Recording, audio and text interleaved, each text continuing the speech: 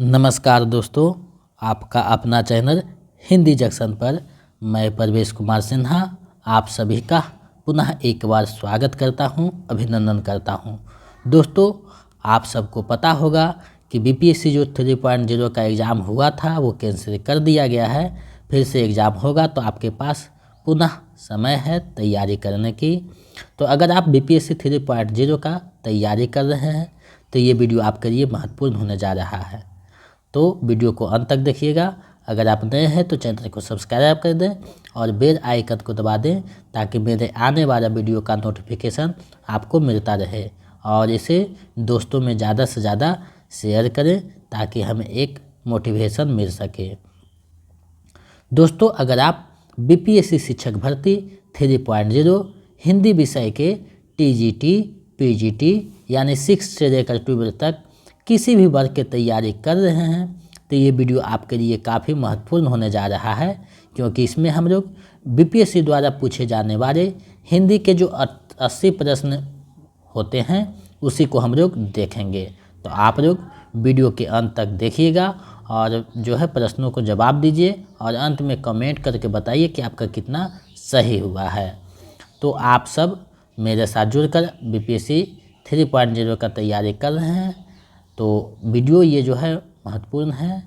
8 practice set पिछले बार कराया जा चुका है और ये 9वां प्रैक्टिस सेट है, और 2.0 में भी 15 प्रैक्टिस सेट करवा दिया गया है, वहाँ भी जाकर आप देख सकते हैं। 3 सारी चीज़ों से जुड़कर अपनी तैयारी को बेहतर कर सकते हैं। चलिए बिना देर करते हुए आज के प्रश्नों को देखते हैं।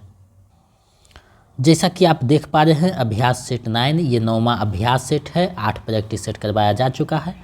10वां प्रैक्टिस सेट 1-2 दिन के बाद आ जाएगा। उसके बाद जो है 5 प्रीवियस प्रैक्टिस सेट करवाया जाएगा, जो प्रीवियस प्रश्न पूछा गया है 15 करवाया जाएगा आपको, और नोट्स दिया गया है। अगर आप बीपीएससी 3.0 का नोट्स पाना चाहते हैं तो 249 रुपया मेरे नंबर 72 181 5307 पे पेमेंट करके उसका स्क्रीनशॉट इसी नंबर पे हमें व्हाट्सएप कर दीजिए, तो हम इधर से आपको नोट्स और प्रैक्टिस सेट प्रोवाइड करवा देंगे। अगर आप स्टेट पेपर 2 का तैयारी कर रहे हैं तो इसी नंबर पे 199 रुपया पेमेंट करके उसका स्क्रीनशॉट हमें वापस भेज दीजिए पीडीएफ के लिए व्हाट्सएप पे, तो हम इधर से पीडीएफ और प्रैक्टिस सेट आपको प्रोवाइड करवा देंगे। अगर आप पेपर 1 का तैयारी कर रहे हैं तो टेलीग्राम चैनल पे नोट्स और प्रीवियस सेट दिया हुआ है, वहाँ से डाउनलोड करके आप अपनी तैयारी को बेहतर कर सकते हैं। तो इन सारी चीज़ों से जुड़कर अपनी तैयारी को बेहतर कीजिए और मेरे साथ जुड़कर अपनी तैयारी को जो है गति दीजिए। तो चलिए आज के प्रश्नों को देखते हैं। पहला प्रश्न है, श्रृंगार रस के ग्रंथों में जितनी ख्याति और जितना मान बिहारी सतसई का हुआ उतना और किसी का नहीं, यह कथन किसका है? ये जो कथन है वो किसका कथन है आपको बताना है। तो देखिए ये जो कथन है वो बिहारी लाल के जो बिहारी सतसई हैं रीतिकार के कवि थे, उनका जो है ग्रंथ के बारे में लिखा गया है। तो इसका जो सही आंसर है रामचंद्र शुक्ल हो जाएगा। इन्होंने ही इन्हें कहा है, विकल्प क जो है सही हो जाएगा। इनकी एक ही रचना जो है बहुत प्रसिद्धि मिली, इसलिए इन्हें गागर में सागर भरने का कवि भी कहा जाता है बिहारी लाल को। तो चलिए नेक्स्ट प्रश्न को देखते हैं। दूसरा प्रश्न है, नाटक और नाटककार की दृष्टि से कौन सा सुमेलित नहीं है? नाटक और नाटककार की दृष्टि से कौन सा जो है सुमेलित नहीं है आपको बताने हैं। तो देखिए अंधा युग धन वीर भारती का है, बिल्कुल सही है। अमृत पुत्री जो है हरिकृष्ण प्रेमी का है, ये भी सही है। कर्फ्यू जो है लक्ष्मी नारायण रार का है, ये भी सही है। तो तीनों जो है सही है और विकल्प सुमेलित नहीं पूछ रहा है, तो इसका सही आंसर हो जाएगा उपयुक्त में से कोई नहीं सुमेलित नहीं है। चलिए आगे बढ़ते हैं, अगले प्रश्न को देखते हैं। नंददास की रसमंजरी का प्रमुख वर्ण विषय क्या है? यानी रसमंजरी में किसका वर्णन किया गया है आपको बताने हैं। तो देखिए इसमें जो है नायक और नायिका भेद का जो है वर्णन किया गया है, विकल्प ख सही हो जाएगा। चलिए आगे बढ़ते हैं, अगले प्रश्न को देखते हैं। आप लोग वीडियो को ज़्यादा से ज़्यादा शेयर करें, अपने हर एक ग्रुप में शेयर करें, क्योंकि हम आपके लिए बहुत महत्वपूर्ण प्रश्नों को समाहित करके लेकर आते हैं। अगला प्रश्न है, सुर सागर का सबसे मर्मस्पर्शी और वैगद्यपूर्ण अंश भ्रमर गीत है, जिसमें गोपियों की वचन वक्रता अत्यंत मनोहरणी है। ऐसा सुंदर उपरंभ काव्य और कहीं नहीं मिलता। यह कथन किसका है? ये जो कथन है वो किसका है? तो ये भी कथन जो है रामचंद्र शुक्ल का है। विकल्प ख सही हो जाएगा। चलिए आगे बढ़ते हैं। ये जो 80 प्रश्न आपको दिया जाएगा इसमें आपका कितना सही होता है कमेंट करके बताइएगा। इस पुस्तक में मेरी अंतर यात्रा में पढ़ने वाले कुछ प्रदेश हैं। यात्रा के लिए निकलती रही है बुद्धि पर हृदय को साथ लेकर। अपनी निबंध कला के विषय में उक्त स्वीकारोक्ति किसकी है? ये जो है स्वीकारोक्ति किसकी है आपको बतानी है। तो ये जो है रामचंद्र शुक्ल का है कथन। विकल्प ग सही हो जाएगा। चलिए आगे बढ़ते हैं, अगले प्रश्न को देखते हैं। निम्नलिखित में से किसकी भक्ति भावना जो है दास्य साक्ष्य और माधुर्य का सम्मिश्रण देखने को मिलता है? निम्नलिखित में से किसकी भक्ति भावना में दास्य साक्ष्य और माधुर्य का सम्मिश्रण देखने को मिलता है आपको बताने हैं। तो देखिए इसका जो सही आंसर हो जाएगा रसखान में ऐसा दृश्य देखने को मिलता है। विकल्प क जो है सही हो जाएगा। चलिए आगे बढ़ते हैं। रीतिमुक्त काव्य के संदर्भ में सही तथ्य है। रीतिमुक्त काव्य के संदर्भ में सही तथ्य क्या है आपको बताने हैं। तो देखिए इसकी सभी रचनाएं मुक्तक रूप में है, बिल्कुल सही है। यह काव्य निजी प्रेमानुभूति पर आधारित है, ये भी सही है। इसका श्रृंगार स्वच्छंद और उदात्त भावना का पोषक है, ये भी सही है। तो तीनों जब सही है तो उपयुक्त में से एक से अधिक हो जाएगा। विकल्प घ सही हो जाएगा। चलिए आगे बढ़ते हैं। मतीराम के कृतित्व के संबंध में सही तथ्य है। मतीराम के जो कृतित्व है उसके संबंध में सही कथन क्या है आपको बताने हैं। तो देखिए ललित राम में शब्दों का वर्णन है, बिल्कुल सही है। वृत्त कौमुदी इनका पिंगल विषयक ग्रंथ है, ये भी सही है। रसराज श्रृंगार और नायिका भेद का ग्रंथ है, ये भी सही है। तो तीनों जब सही है तो उपयुक्त में से एक से अधिक हो जाएगा। विकल्प घ। चलिए आगे प्रश्न को देखते हैं। इनमें से मार्क्सवादी आलोचक कौन है? कौन जो है मार्क्सवादी आलोचक है आपको बताना है। तो देखिए शिवदास सिंह चौहान भी है, रामविलास शर्मा भी है और डॉक्टर देवराज है। तीनों के तीनों जो है मार्क्सवादी आलोचक है। तो इसका सही आंसर उपयुक्त में से एक से अधिक हो जाएगा। चलिए आगे बढ़ते हैं। संविधान के किस अनुच्छेद में देवनागरी लिपि में लिखित हिंदी को संघ की राजभाषा घोषित किया गया है? यानी आपको बताना है किसमें जो है घोषित किया गया है। तो 343 में किया गया है। विकल्प क सही हो जाएगा। तो इस तरीक़ा से प्रश्न आपको फंसाते हैं, दिखने में बहुत सरल लगते हैं लेकिन जो है आपको फंसा सकते हैं। इसलिए जो है आपको विकल्पों का अच्छे से अभ्यास करना है ताकि दिक्कत ना हो। हिंदी भाषा के विकास का सही अनुक्रम कौन सा है? सही अनुक्रम कौन सा है आपको बताना है। तो देखिए सबसे पहले संस्कृत होगा, पाली, प्राकृत, अपभ्रंश, संधि, ये जो है सही अवस्था है। विकल्प क जो है सही हो जाएगा। चलिए आगे बढ़ते हैं। खड़ी बोली का सबसे पहले किस पुस्तक में हुआ है प्रयोग? खड़ी बोली का प्रयोग सबसे पहले किस पुस्तक में किया गया है आपको बताना है। कौन सा वो पुस्तक है? तो ये जो पुस्तक है आप सभी को पता होगा प्रेम सागर में किया गया है। विकल्प ख सही हो जाएगा। चलिए आगे बढ़ते हैं। इनमें से कौन सी भाषा भारतीय संविधान की 8वीं अनुसूची में शामिल नहीं है? कौन सी भाषा भारतीय संविधान की 8वीं अनुसूची में शामिल नहीं है आपको बतानी है। तो देखिए जब भाषा से संबंधित आता है तो आप भाषा पढ़ाया गया है वहाँ देखिएगा तो आपको समझ में आएगा कि संथाली भी शामिल हुआ है और बोडो भी हुआ है। भोजपुरी का मांग चल रहा है, शामिल नहीं हुआ है। तो इसका जो सही आंसर है विकल्प ग हो जाएगा। भोजपुरी भाषा अनुसूची में शामिल नहीं है। तो इस तरीक़ा के प्रश्न आपको देखने को मिलेंगे, तो इसे आप लोग अच्छे से जो है देखिएगा। चलिए आगे बढ़ते हैं, अगले प्रश्न को देखते हैं। अगला प्रश्न क्या कहता है? 14वां प्रश्न है, नागरी लिपि का विकास किस लिपि से हुआ है? यानी देवनागरी लिपि जो हम लोग हिंदी लिखते हैं उस लिपि का विकास किस लिपि से जो है हुआ है आपको बताना है। तो इसका जो विकास हुआ है वो ब्राह्मी लिपि से हुआ है। विकल्प क जो है सही हो जाएगा। चलिए आगे बढ़ते हैं। हिंदुस्तानी शब्द यूरोप के लोगों की देन है, यह कथन किसका है?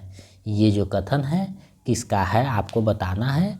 हिंदुस्तानी शब्द जो है यूरोप का देन है, यूरोप के लोगों को वो किसका कथन है? तो ये जो कथन है जॉर्ज ग्रियर्सन का है, विकल्प ग सही हो जाएगा। चलिए आगे बढ़ते हैं, अगले प्रश्न को देखते हैं। हिंदी साहित्य के आदिकार का अभिनव जयदेव किसे कहा जाता है? हिंदी साहित्य के आदिकार का अभिनव जयदेव किसे कहा जाता है, आपको बताने हैं। तो अभिनव जयदेव जो है विद्यापति को कहा जाता है, विकल्प जो ख है सही हो जाएगा। चलिए आगे बढ़ते हैं, अगले प्रश्न को देखते हैं। साखी शब्दी दोहरा कही कहनी उपखान, भक्ति निष्प्रहि अधम कवि निंदहि वेद पुराण। किस कवि की पंक्तियां हैं ये जो पंक्तियां हैं निंदा करने की जो बात है वो किस कवि की है? तो ये जो है तुलसीदास की पंक्ति है, विकल्प ग सही हो जाएगा। चलिए आगे बढ़ते हैं। जायसी के श्रृंगार में मानसिक पक्ष प्रधान है, शारीरिक गौण है। यह कथन किस आलोचक का है? जायसी के श्रृंगार में जो मानसिक पक्ष है वो प्रधान है और शारीरिक पक्ष जो है गौण है। यह कथन किस आलोचक का है, आपको बताने हैं। तो ये जो कथन है रामचंद्र शुक्ल का कथन है, विकल्प जो क है सही हो जाएगा। चलिए नेक्स्ट प्रश्न देखते हैं। रामचंद्र शुक्ल ने अग्रदास की कविता की तुलना किस कवि से की है? रामचंद्र शुक्ल ने अग्रदास की कविता की तुलना किस कवि से की है, आपको बताने हैं। तो इसकी जो तुलना है नंददास से के कविताओं से की है, विकल्प ग जो है सही हो जाएगा।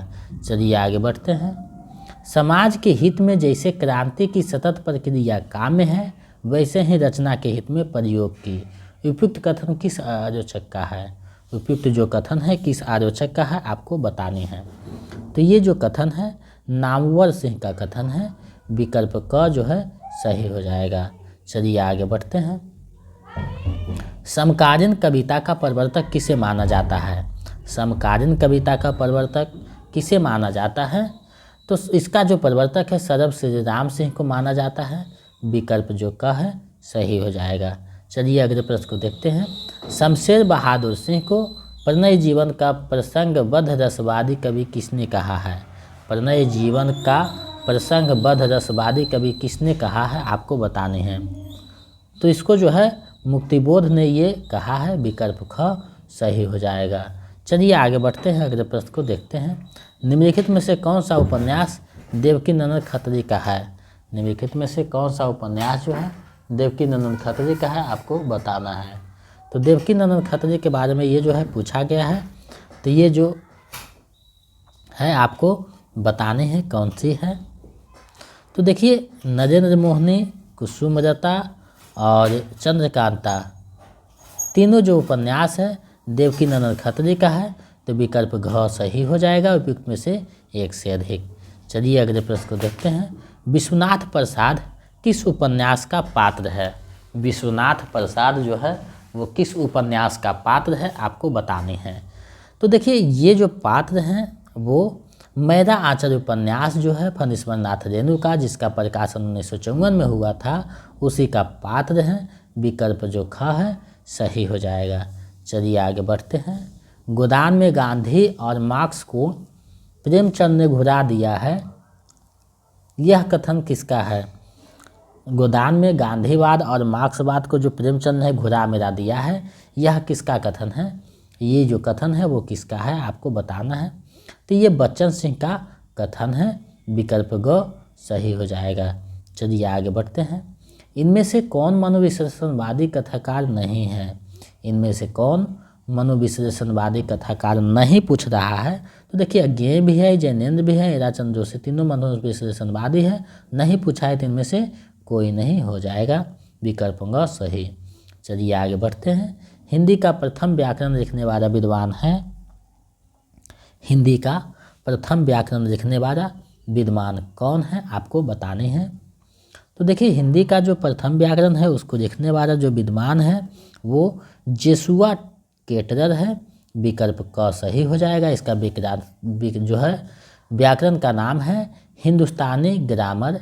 हिंदुस्तानी ग्रामर जो व्याकरण है वो 1698 ईस्वी में प्रकाशित हुई थी। चलिए आगे बढ़ते हैं। रामचंद्र शुक्ल ने प्रथम उत्थान का समय कब से कब तक निर्धारित किया है? रामचंद्र शुक्ल ने प्रथम उत्थान का समय कब से कब तक निर्धारित किया है आपको बतानी है।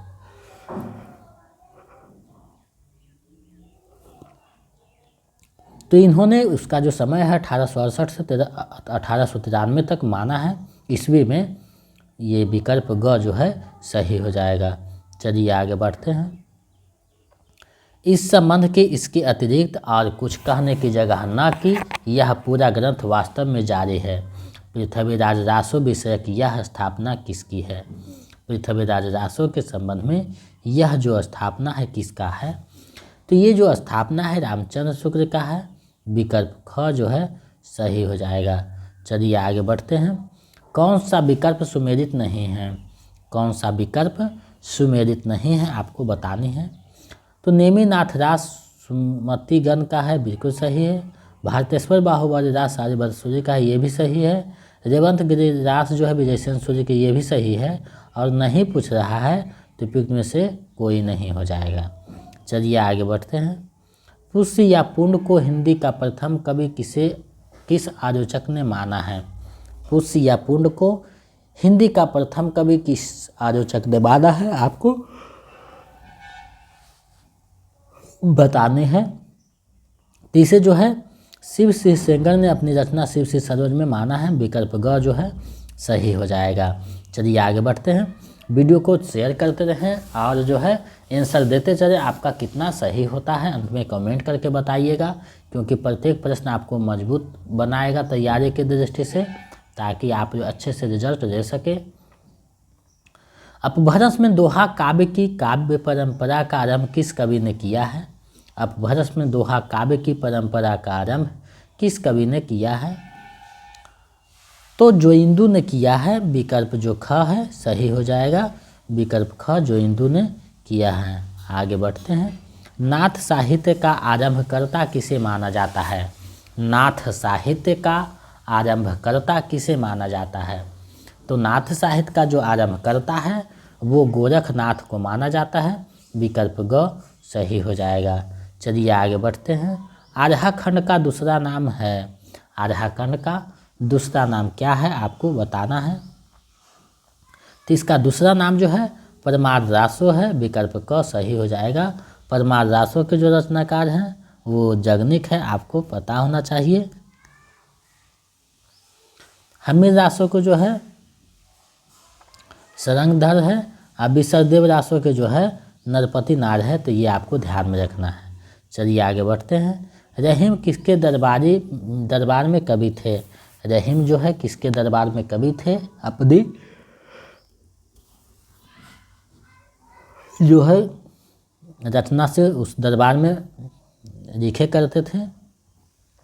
तो ये जो है रहीम जो है अकबर के नवरत्न में शामिल थे। विकल्प ख जो है सही हो जाएगा। चलिए आगे बढ़ते हैं।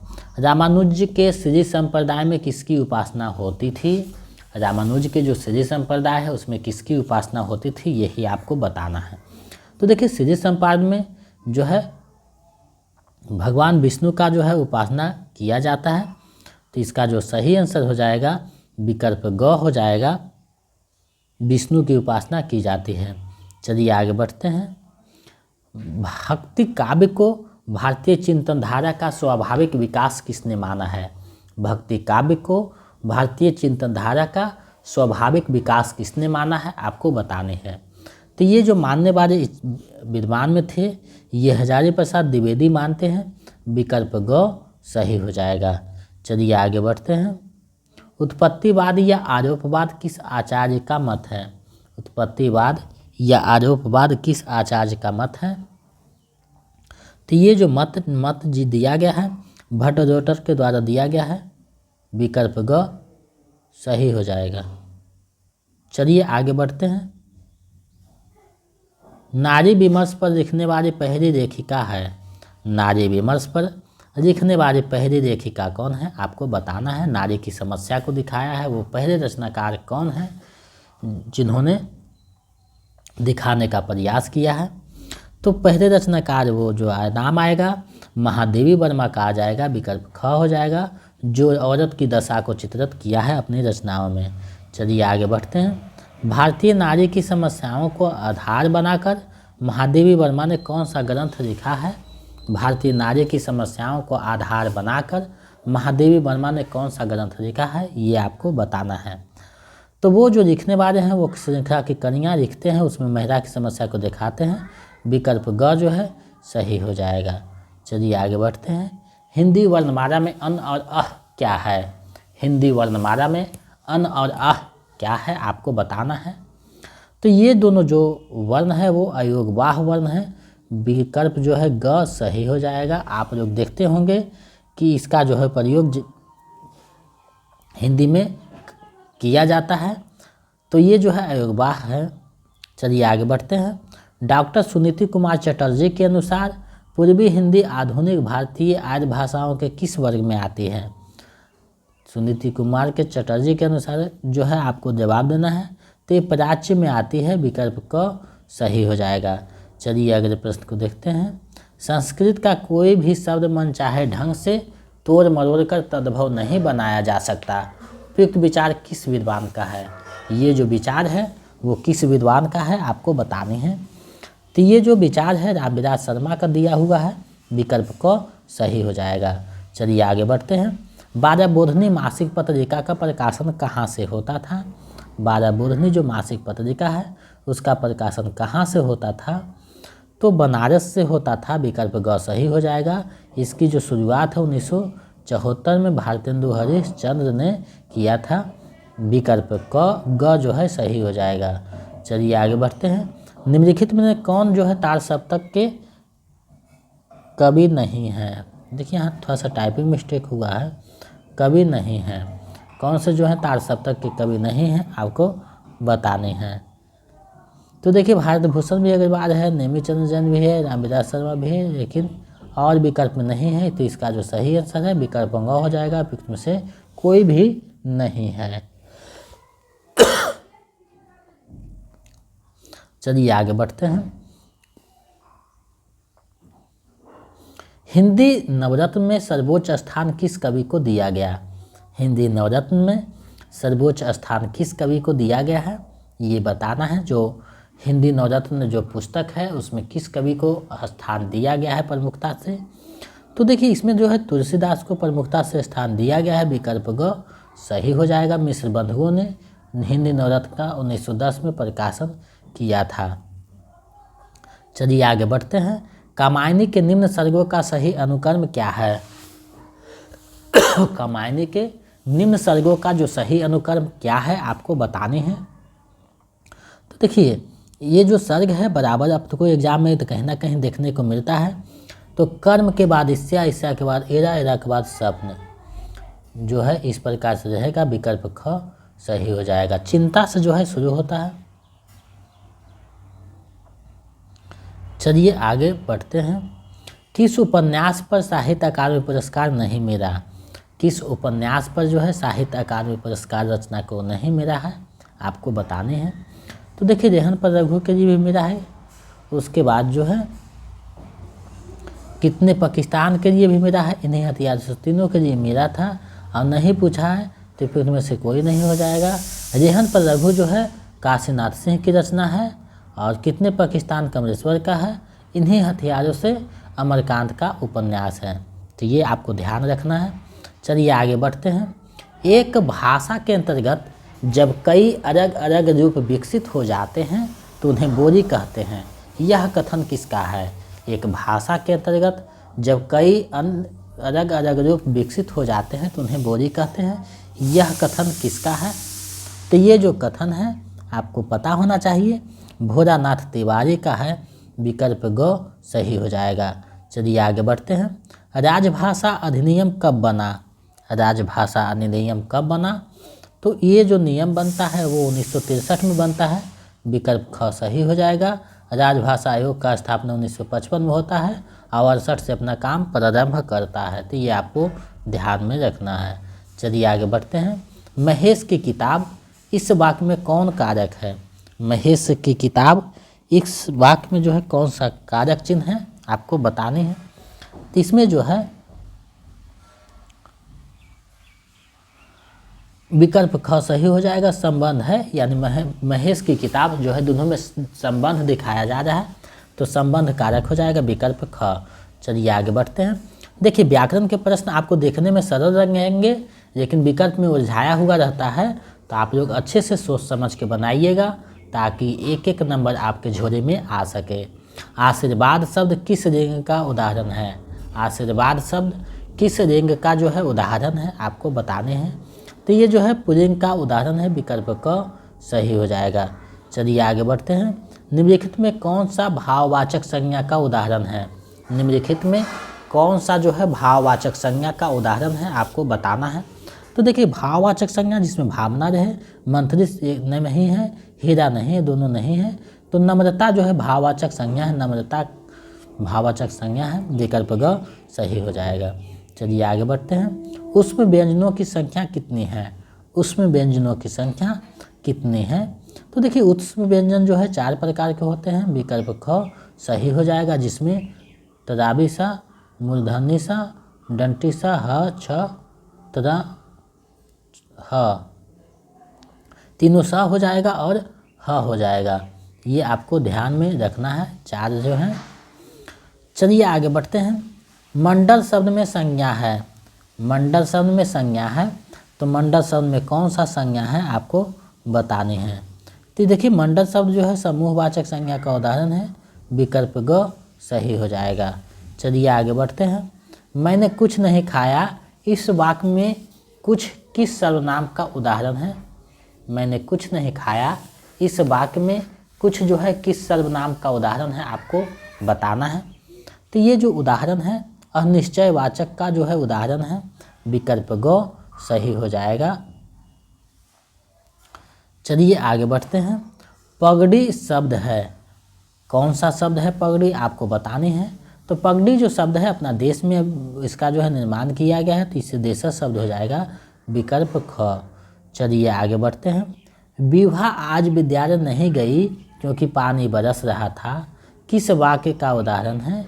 ये जो है किस वाक्य का उदाहरण है आपको बताने हैं। तो ये उदाहरण जो है आप सभी को पता होना चाहिए, संयुक्त वाक्य का उदाहरण है, विकल्प ग सही हो जाएगा। चलिए नेक्स्ट प्रश्न देखते हैं। मुझ अभागे ने भी वही गलती की, यह किस पदबंध का उदाहरण है? मुझ अभागे ने भी वही गलती की, कौन सा पदबंध है आपको बताना है। तो ये जो है सर्वनाम पदबंध है, विकल्प ख सही हो जाएगा। चलिए आगे बढ़ते हैं। बहु बेटी शब्द में कौन सा समास है? बहु और बेटी शब्द में कौन सा समास है आपको बताना है। तो इसमें जो समास है वो द्वंद्व समास है, विकल्प ग सही हो जाएगा। आगे बढ़ते हैं। परम ओजस्वी पदों की संधि है, परम ओजस्वी से कौन सा शब्द का सार्थक शब्द का निर्माण होता है? वही आपको बताने हैं।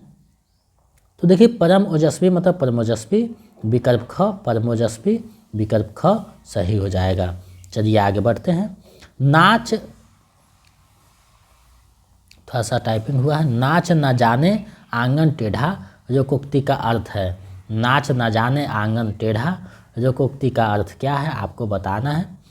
तो काम ना जानना और बहाना बनाना जो है इसका सही अर्थ है, विकल्प ग। चलिए आगे बढ़ते हैं। हाथ मरना मुहावरे का सही अर्थ क्या है?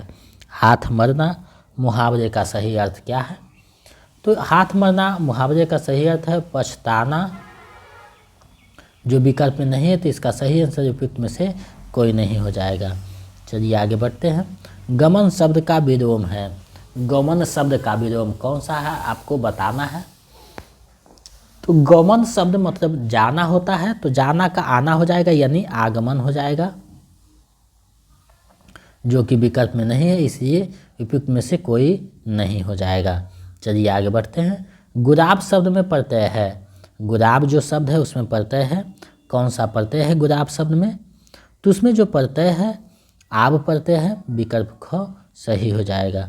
चलिए अगले प्रश्न को देखते हैं। अगला प्रश्न क्या कहता है। निम्नलिखित में से कौन सा खर का अनेकार्थी नहीं है? यानी खर जो शब्द है उसका अनेकार्थी यानी अर्थ नहीं है, आपको बताना है। तो खर मतलब गधा भी होता है, तिनका भी होता है, एकराक्षर तीनों होता है, और नहीं पूछ रहा है तो इनमें से जो है कोई नहीं हो जाएगा क्योंकि तीनों है। चलिए आगे बढ़ते हैं। किसी विषय को विशेष रूप से जानने वाला के लिए एक शब्द है। किसी विषय को विशेष रूप से जानने वाला के लिए एक शब्द है, तो विशेषज्ञ हो जाएगा, विकल्प ख सही हो जाएगा। चलिए आगे बढ़ते हैं। अर्थ की दृष्टि से वाक्य के कितने भेद हैं? अर्थ की दृष्टि से वाक्य के जो है कितने भेद हैं आपको बताने हैं। तो अर्थ की दृष्टि से वाक्य के जो भेद हैं वो 8 हो जाएंगे, विकल्प ग सही हो जाएगा। चलिए आगे बढ़ते हैं। निम्नलिखित में से कौन सा रूढ़ शब्द का उदाहरण है?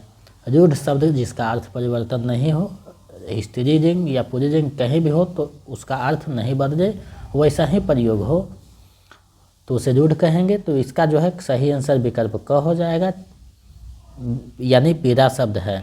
चलिए आगे बढ़ते हैं। प्रत्यय शब्द में उपसर्ग है। प्रत्यय शब्द में कौन सा उपसर्ग है? तो प्रत्यय जो शब्द है परा उपसर्ग से बना हुआ है, विकल्प जो क है सही हो जाएगा।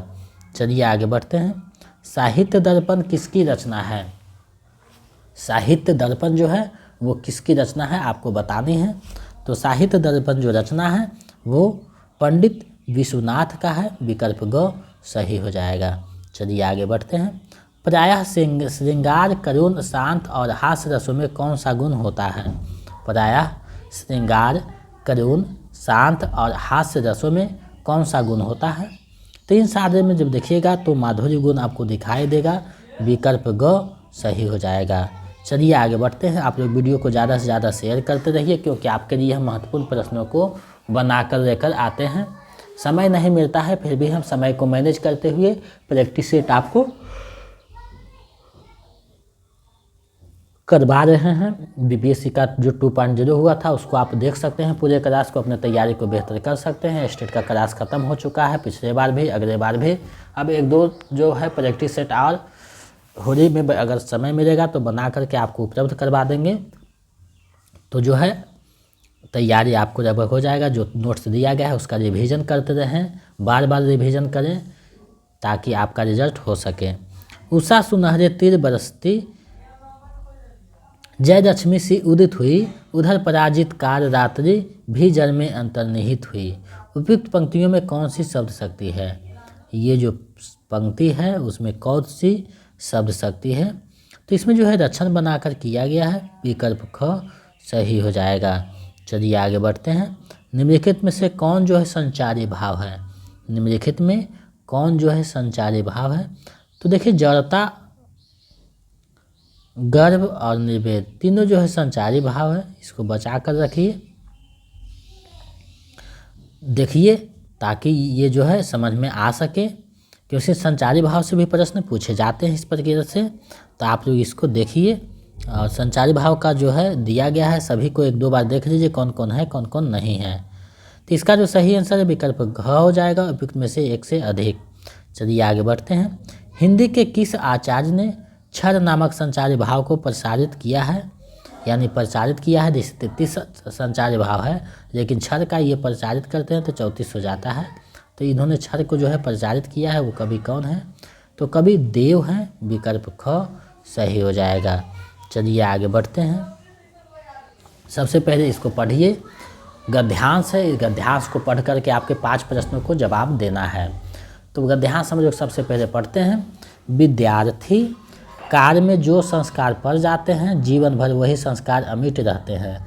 यदि नींव दृढ़ बन जाती है तो जीवन दृढ़ और सुखी बन जाता है। जो मन लगाकर पढ़ाई करता है रहता है उसे ज्ञान की प्राप्ति होती है तथा इसका स्वस्थ मानसिक विकास भी होता है। जिस प्रकार शुरू से ही पौधे की अच्छी देखभाल करने से, समय से उसमें खरपतवार निकल कर ज़रूरत के अनुसार खाद पानी डालने से उसमें अच्छे किस्म के फूल आते हैं, इन फूलों से वातावरण सुमय और सुरभित हो उठता है। ठीक उसी प्रकार विद्यार्थी काल में जो बालक श्रम, अनुशासन, समय एवं नियम के साँचे में ढल जाता है वह भविष्य में सुयोग्य नागरिक बनकर अपने राष्ट्र का कल्याण करता है। तो ये जो छोटा सा गद्यांश था, अब इससे संबंधित जो प्रश्न है उसको देखेंगे। तो प्रस्तुत गद्यांश का उपयुक्त शीर्षक है, तो इसका जो उपयुक्त शीर्षक है विद्यार्थी जीवन का महत्व, विकल्प क सही हो जाएगा। चलिए आगे बढ़ते हैं। कौन सा संस्कार जीवन भर अमिट रहता है? कौन से जो संस्कार हैं जीवन भर अमिट रहते हैं? तो विद्यार्थी काल का जो संस्कार है जीवन भर अमिट रहता है, विकल्प ख सही हो जाएगा। चलिए आगे बढ़ते हैं। जो मन लगाकर पढ़ाई करता है उससे क्या प्राप्त होती है, उससे क्या प्राप्त होती है आपको बताना है। तो जो मन लगाकर पढ़ता है उसे जो है ज्ञान की प्राप्ति होती है, जो कि विकल्प में नहीं है। तो इसका जो है सही आंसर उपयुक्त में से कोई नहीं हो जाएगा। चलिए आगे बढ़ते हैं। कौन भविष्य में सुयोग्य नागरिक बनता है, कौन जो है भविष्य में सुयोग्य नागरिक बनता है। तो जो श्रम, अनुशासन, समय एवं नियम के साँचे में ढल जाता है वो सुयोग्य नागरिक बनता है। विकल्प ख सही हो जाएगा। चलिए इस वीडियो का अंतिम और 80वां प्रश्न देखते हैं। सुयोग्य नागरिक बन किसका कल्याण करता है, सुयोग्य नागरिक बन किसका कल्याण करता है। तो सुयोग्य नागरिक बन आपको राष्ट्र का कल्याण करने चाहिए। विकल्प ग जो है सही है। तो इस अभ्यास सेट में 80 प्रश्नों में आपका कितना सही हुआ हमें कमेंट करें, ताकि हम समझ सकें कि आपका तैयारी कैसी चल रही है। अगर आप BPSC 3.0 का नोट्स और प्रैक्टिस सेट पाना चाहते हैं तो हमारे नंबर 72 61 81 53 07 पे 249 रुपया पेमेंट करके गूगल पे, फ़ोनपे, पेटीएम किसी भी माध्यम से पेमेंट करके 249 रुपया हमें इसी नंबर पे व्हाट्सएप कर दीजिए स्क्रीनशॉट उसका। तो हम इधर से PDF और नोट्स प्रैक्टिस करवा देंगे, प्रैक्टिस सेट और नोट्स। अगर आप स्टेट पेपर 2 का तैयारी करते हैं तो इसी नंबर पे 199 रुपया पेमेंट करके भेज दीजिए। तो इधर से नोट्स और प्रैक्टिस सेट जो है प्रोवाइड करवा देंगे। अगर आप स्टेट पेपर 1 का तैयारी कर रहे हैं तो हमारे टेलीग्राम चैनल हिंदी जंक्शन से जुड़ जाइए, जिसका लिंक वीडियो के डिस्क्रिप्शन में दिया हुआ है। वहाँ पर ये भेज दिया गया है, वहाँ से डाउनलोड करके जो है अपने तैयारी को बेहतर कीजिए। तो मेरे साथ इतना देर तक बने रहने के लिए बहुत बहुत धन्यवाद। मिलते हैं एक नए वीडियो में।